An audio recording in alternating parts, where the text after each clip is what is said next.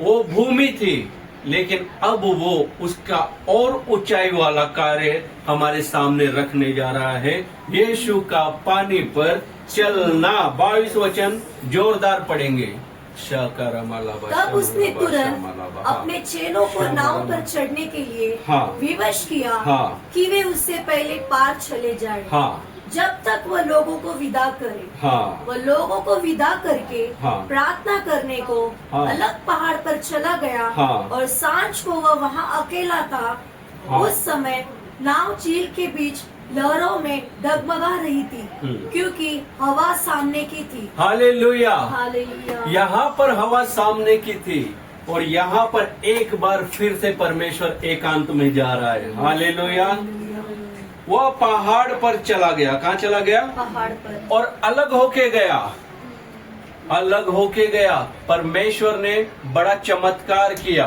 परमेश्वर ने पहले योना बपतिस्मा दाता की मृत्यु हो गई है, ये दुख हुआ, तब भी वो एकांत में गया और सुनसान जगह पे गया।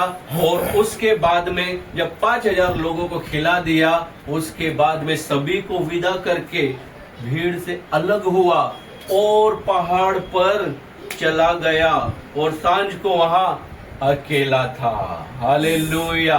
वचन कहता है मेरे प्रिय जनों, परमेश्वर के साथ अकेले अकेले अकेले अकेले अकेले मिलो।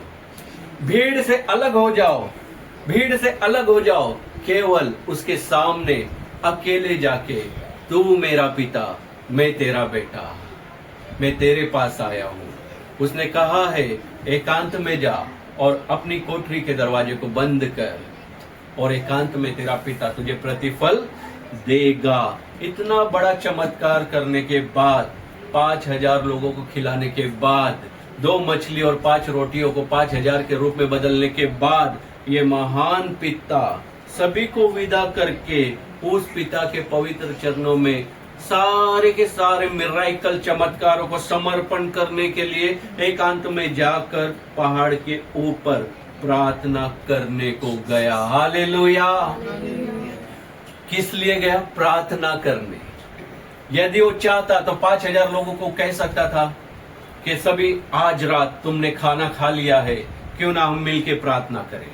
लेकिन उसका उद्देश्य ये था कि तुम सभी से मिलो, लेकिन फिर भी अकेले में सिर्फ एक से मिलो। आज हमारे जीवन में क्या होता है? हम भीड़ में गुम हो जाते हैं, भीड़ की बातें करते, भीड़ में जाके बैठते, भीड़ में ही रहते हैं। लेकिन परमेश्वर का ये 14 का 23 वचन कहता है कि वह अकेले में गया। उस समय नाव झील के बीच लहरों से डगमगा रही थी, क्योंकि हवा सामने की थी। जब हवा सामने की आती है, जब हमारी नाव, जीवन की नाव जो डगमगाती है, तो हमारे जीवन में मत्ती 14 का ये जो 23 वचन है, ये काम करना चाहिए। अलग हो जाओ, अलग हो जाओ।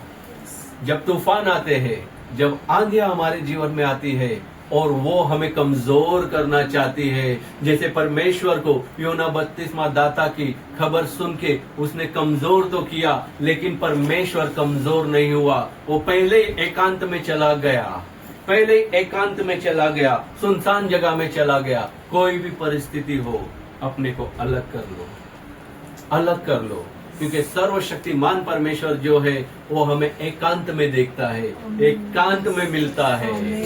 हालेलुया। जिस प्रकार उसने स्वर्ग की ओर हाथ उठाए और 5000 रोटी 5000 मछली बना दी, 5000 लोगों को भी खिला दिया, उसी प्रकार हमारा पिता उस समय का इंतजार करता है जब हमारी नाव डगमगाती रहती है कि मेरा बेटा, मेरी बेटी कब मेरे पास आएगा।